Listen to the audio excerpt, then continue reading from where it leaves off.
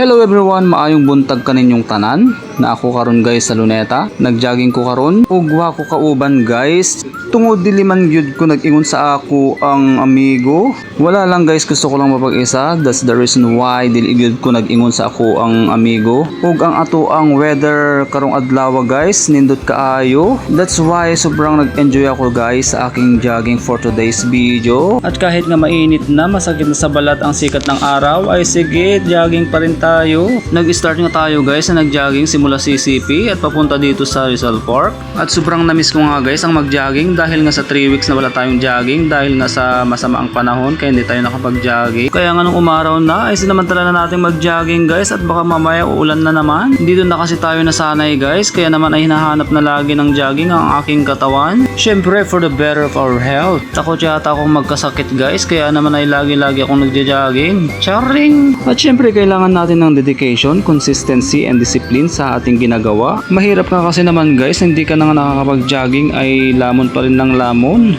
And syempre, you allowing yourself to get sick kung ganun ang ating ginagawa. Kaya naman ay kung ayaw mo na prone ka sa sakit, ay kilos-kilos din aking kaibigan. Masaya ang buhay pag walang karamdaman. Kaya panatiling healthy ang ating katawan para everybody happy. O siya, hanggang dito na lang ang aking maikling vlog.